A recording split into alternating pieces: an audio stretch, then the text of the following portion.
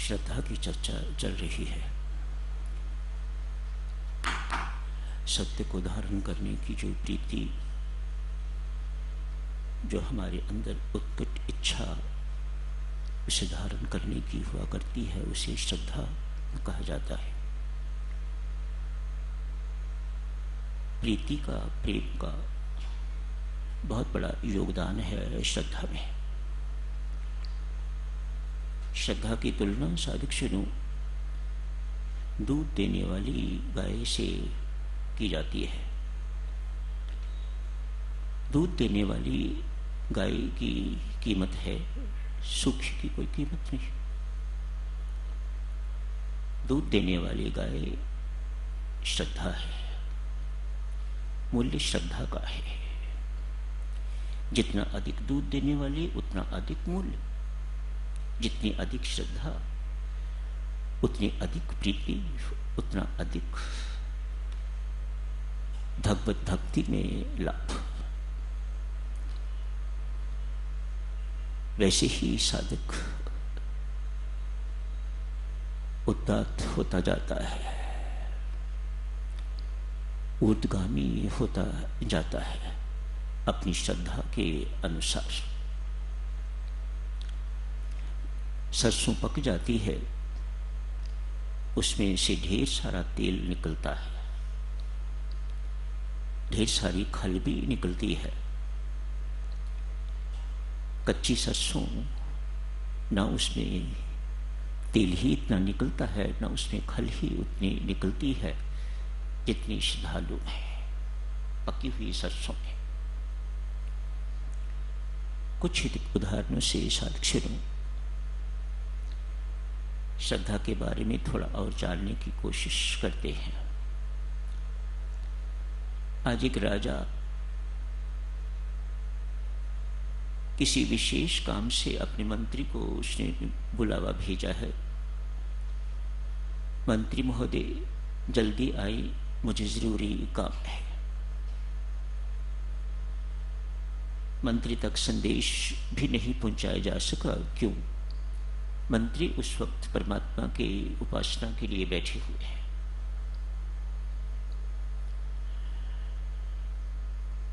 परमात्मा की भक्ति में तल्लीन है, पूर्ण तदात्म में बैठे हुए हैं मंत्री महोदय। राजा को संदेश मिला, पूजा में बैठे हुए हैं, अतएव उन तक मैसेज नहीं पहुंचाया जा सकता।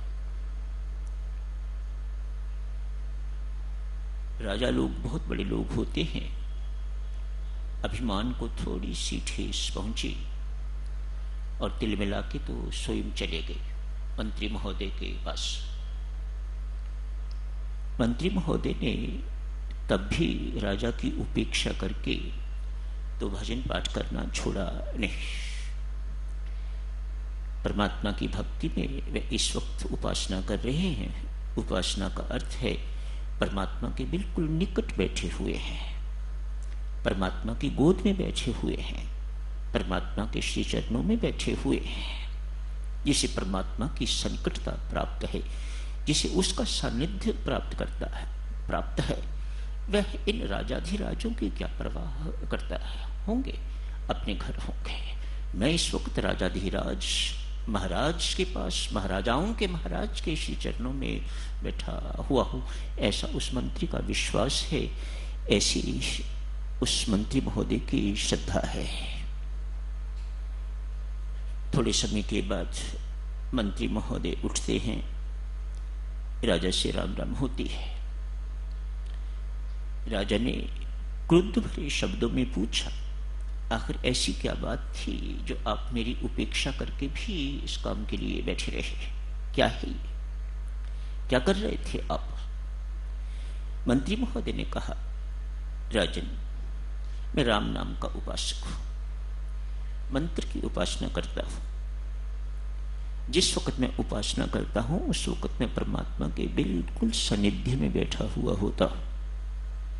उस वक्त मुझे किसी की परवाह नहीं होती, मुझे किसी का बोध ही नहीं होता, मुझे किसी की चिंता नहीं होती। उस वक्त मेरे मन में एक ही अभिलाषा हुआ करती है किसी भी प्रकार से मेरी जो चरणों पर या नाम में तन्मयता है उसमें अंतर न आए, उसमें किसी प्रकार का कोई विकार न आए। मैं तन्मयता से परमात्मा की आराधना कर रहा था। ओ तो मुझे भी सीखनी चाहिए। मंत्री ने तत्काल कहा, राजन बेशक आप सीख लें, लेकिन आपको वैसा लाभ नहीं हो सकता। क्यों? मुझे ऐसा लाभ क्यों नहीं हो सकता? मंत्री महोदय ने तत्काल कहा, राजन आप में ना ही विश्वास है ना ही श्रद्धा है। ये माजरा तो सारा विश्वास और श्रद्धा का है। ये अध्यात्म की नींव, अध्यात्म का आधार ही विश्वास एवं श्रद्धा है। जितनी अधिक उतना आधार, उतनी नींव आपकी मजबूत, उतना आलीशान उसके ऊपर महल खड़ा हो सकेगा, पक्का महल खड़ा हो सकेगा। ऐसी नींव पर खड़ा महल उसे कोई हिला नहीं सकता, ऐसा पक्का महल बनता है। राजा ये बात सुन के चला गया है, लेकिन मन में ये मंत्र उपासना क्या है, ये बात निकल नहीं रही, घूम रही है। आज मंत्री महोदय पास ही बैठे हुए हैं। उनसे पूछा, आप जी ने उस दिन कहा था कि बेशक मैं मंत्र की उपासना शुरू भी कर दूं, लेकिन मुझे वैसा लाभ नहीं होगा जैसे आपको। क्या कारण है इसका? मैं भी वह लाभ चाहता हूं, मुझे वह लाभ कैसे हो? मंत्री महोदय ने शब्दों में कोई उत्तर नहीं दिया। परमेश्वर की कृपा देखिएगा, संयोग कहिएगा। उस वक्त एक नन्हा बालक जो महल में ही काम करने वाला है, कोई बालकों जैसे काम होते होंगे जो राजाओं ने दे रखे होंगे करने के लिए। एक बालक, मानो इस आयु का बालक होगा, बहुत छोटा भी नहीं, समझता है। मंत्री महोदय ने उस बालक को देखा, अपने पास बुलाया, कहा इधर आओ। राजा और मंत्री दोनों पास पास बैठे हैं। मंत्री महोदय ने कहा, राजा के मुख पर थप्पड़ लगाओ। खड़ा रहा, आज्ञा का पालन नहीं हुआ। दूसरी बार फिर कहा, अरे क्या देख रहे हो, मेरा हुक्म है, राजा के मुख पर थप्पड़ मार। लड़का खड़ा है। तीसरी बार जोर से कहा, क्या तुम्हें सुनाई नहीं दे रहा, मेरा हुक्म है, राजा के मुख पर 2 थप्पड़ मारो, एक इधर एक इधर। तीनों बार आज्ञा का उल्लंघन न हुआ, आज्ञा नहीं मानी गई। राजा को यह बात अपमान करने वाली लगी। मेरा मंत्री ने अपमान किया है, एक छोटे से बालक से मेरे मुख पर थप्पड़ मरवाना चाहता है। अतएव क्रुद्ध भरे शब्दों में कहा उसी बालक को, मंत्री के मुख पर 2-3 थप्पड़ मार। उसने झट से 2-3 थप्पड़ मंत्री के मुख पर मार दिए। मंत्री ने थप्पड़ खाने के बाद राजा के से कहा, राजन आपके हुक्म में और मेरे हुक्म में कोई अंतर नहीं। मेरा हुक्म था थप्पड़ मारने के लिए, आपका हुक्म भी था थप्पड़ मारने के लिए, लेकिन उस व्यक्ति के, उस बच्चे के प्रतिक्रिया में अंतर है, उसके रिएक्शन में अंतर है। उसने आपको अधिकारी माना है, मुझे अनधिकारी माना है। जो चीज मैं आपके लिए कह रहा हूं वह श्रद्धा और विश्वास व्यक्ति को अधिकारी बना देती है परमात्मा की कृपा का, परमात्मा के प्यार का, परमात्मा की भक्ति का। वह आनंद की अधिकारी बना देती है जो आप में नहीं है। श्रद्धा और विश्वास आज के प्रसंग में आपने पढ़ा। प्रश्न भी यही था, कर्म बड़ा है या श्रद्धा? तो स्वामी जी महाराज ने उत्तर दिया है, श्रद्धा ही बड़ी है, श्रद्धा को ही बड़ा मानना चाहिए। श्रद्धा बिना किए गए कर्म, श्रद्धा बिना किए गई भक्ति, योग, ज्ञान इत्यादि सब निरर्थक। जितने शुभ कर्म किए जाते हैं सबके सब निरर्थक हो जाते हैं। शेख फरीद का नाम साधक चलो आपने सुना हुआ है। शेख फरीद तपस्या करने के लिए जंगल में चले गए हैं। बड़ी कठिन तपस्या, बड़ी कठोर तपस्या की है। 36 वर्ष तक, पहले 12 वर्ष केवल हरे पत्तों पर गुजारा किया है। इसी को बहुत बड़ी उपलब्धि मान के तब ब्रह्मनिष्ठ मां के पास गए हैं। अपनी मां उनकी ब्रह्मनिष्ठ है, ब्रह्म में स्थित है।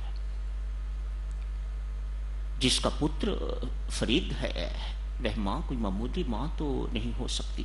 पता लगे ना लगे वह दूसरी बात है, लेकिन वह मामूली मां नहीं हो सकती। फरीद साहब बताने के लिए गए हैं, मां 12 साल तपस्या करके आया हूं, सत्य पा लिया है। नहीं पुत्र, लगता है 12 साल में तेरे सिर में जुएं पड़ गई हैं, ला इधर मैं निकाल दूं। अपनी गोदी में फरीद का सिर रखा है और जुएं ढूंढनी शुरू कर दी हैं सिर में से। एक ढूंढने पर एक जू मिली और साथ ही उसे जब खींचा तो बाल भी खींचा, पीला हुए।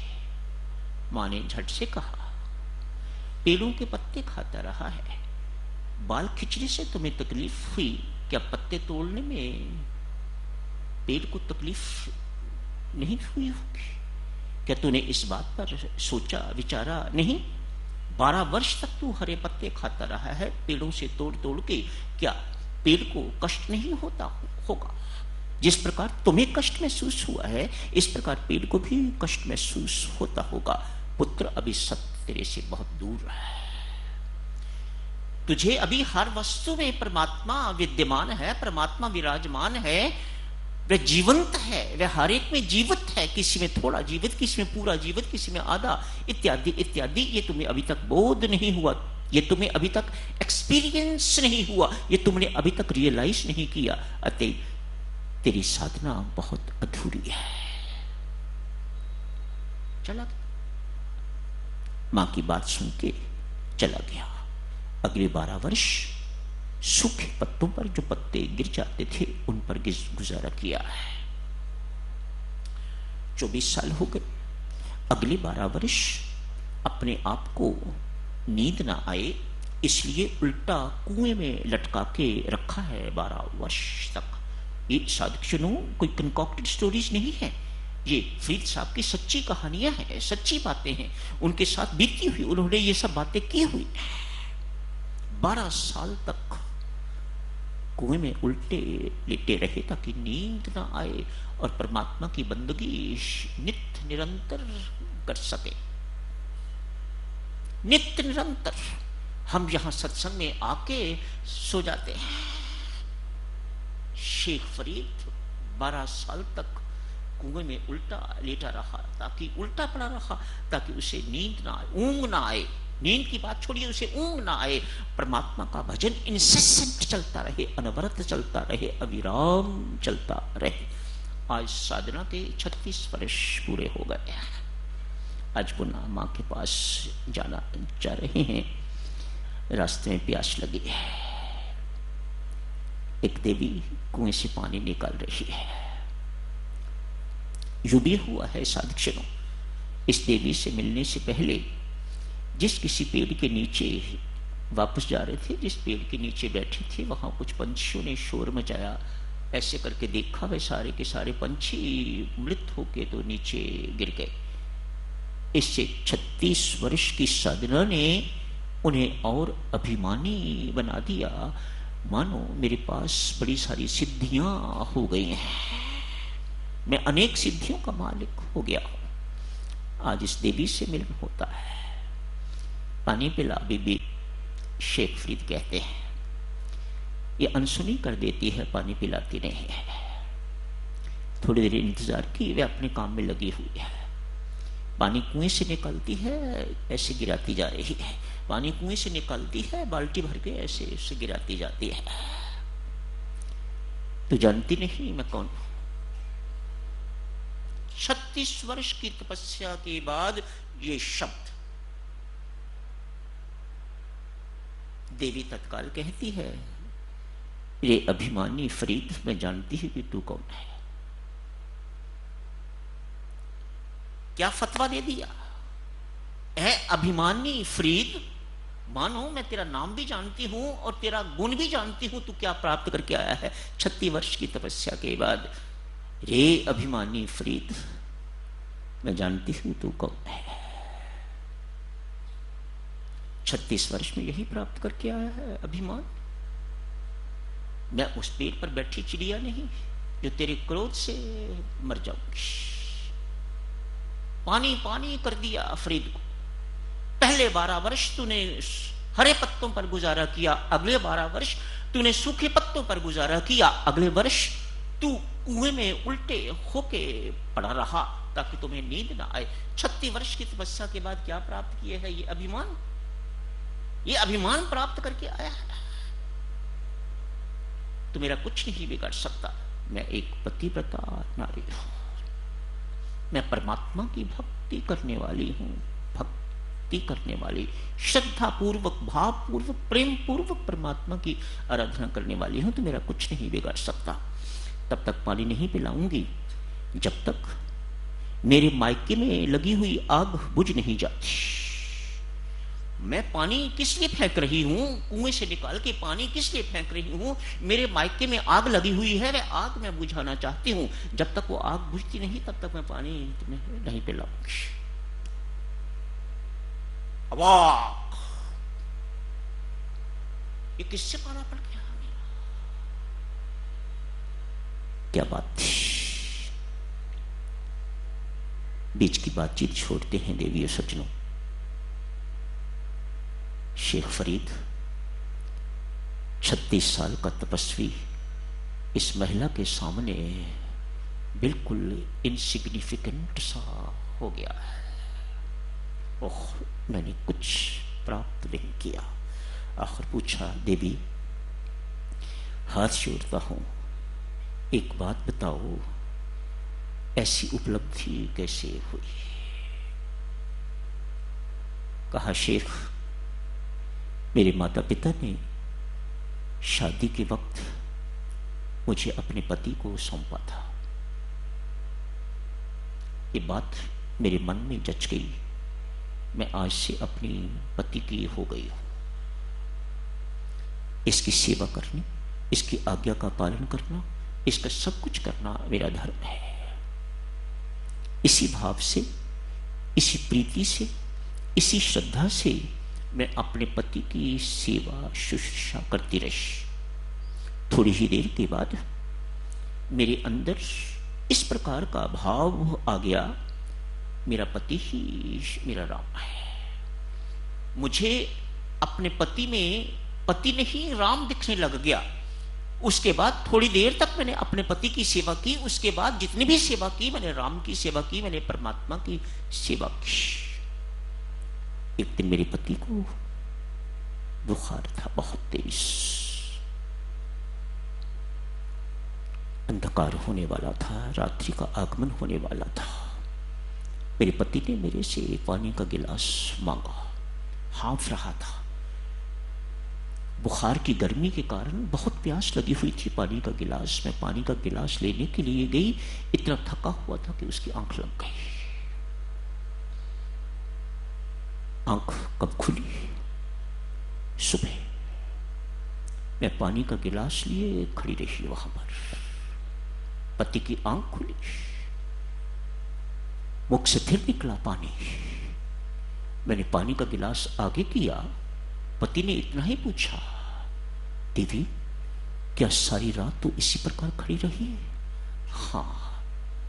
जिस प्यार से मेरे पति ने मेरी ओर देखा, मेरे अंदर उसी वक्त परमात्मा का प्रकाश हो गया। 36 वर्ष की साधना, श्रद्धा भाव प्रेमहीन शून्य, एक रात्रि की भावपूर्ण उपासना पर्याप्त। इतना अंतर है श्रद्धा, विश्वासी, प्रेमपूर्ण उपासना का। तो यही समाप्त करने की इजाजत दीजिएगा।